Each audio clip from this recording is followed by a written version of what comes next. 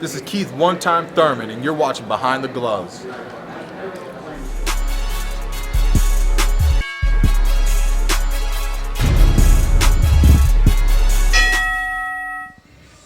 Hey fight fans, it's Michelle Joy Phelps with BehindTheGloves.com, and I am here with Luis Cuba Arias.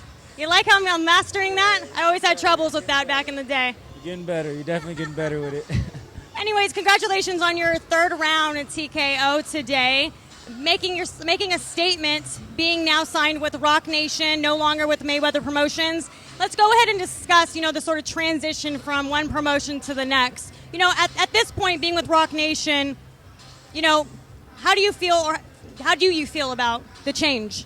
Well, I feel good. I have a good team behind me, somebody that believes in me. So I think things fell in place, at the right times. Obviously God was sending me signs that I need to be elsewhere. And, things worked out for the best, But really, at the end of the day, it doesn't really matter what banner is on top of that ring. I control my destiny inside that ring. So, everything worked out good. My camp was great. My team is great. And I'm excited for the future. Leaving camps, going from, training at the Mayweather Boxing Club, now over to being in Florida, what have you learned the most about yourself? And, what have you done that's been any different from the previous camp? Well, for one, I definitely learned that it's not easy to break me. That situation was, a tad bit embarrassing, and different people could have took it different ways, but I just bit the bullet. I went down to Florida and I got to work. I know that this is me. This is what I need to be doing, and that it's things happen. It doesn't matter what happens. You just got to make the best out of it, and that's exactly what I did. And I was able to learn, some about the business. It just things happen like that, and it's a dirty game, but you got to make the best of it, and that's exactly what I did. I got my shit together and I got to work. So let's talk about the fact that you're kind of been calling out Kid Chocolate.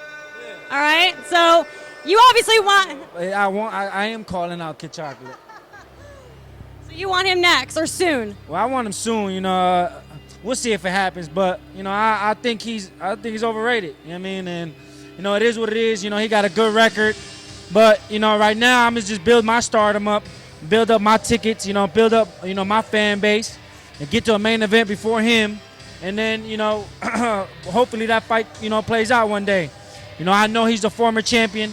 I know at one point in time he had the belt. So, it is what it is. He's in my division, and I want him all. So, him first. You're in the same division as Badu Jack, as J. Leon Love. Are those people that you would potentially be willing to fight? Yeah, absolutely. If those names came across, we all know business is business. But a lot of people keep mixing me up and got me, talking I'm a middleweight. A super middleweight. I'm really not. My goal right now first is to get the middleweight division, unify that, and then once we step up and move up to 168, if a J. Leon Love fight presents itself, if a Badu Jack fight presents itself, hey, we've got to go to work. So it is what it is. What are your thoughts on, Gennady Golovkin? I think he's a good champion. He's backing it up. He's performing. He's selling out tickets. He's proven that he's a star. From a boxing standpoint, he ain't fighting nobody. Those promoters are doing a very good job of picking the right opponents. And some of these opponents are coming from left field, but he's doing his job and he's getting them out of there. So, he's good. And one day we're gonna fight, and and I'm gonna make it big enough where that fight's on a pay-per-view, and I'm gonna expose him. Cuba, how many more times this year, we're midway through, do you plan on fighting? If it was up to me, I'll fight again next month. My contract says they have to fight me around 4 times. I just got done talking to my advisors. They said they want me back in there sometime August, by late September. So at least 2 more fights, 1 more 8-rounder, then right to 10 rounds. I feel like I'm ready for the 10 rounds right now. But, we're going to take our time, and we're going to build ourselves up to become a star and start getting some big fights.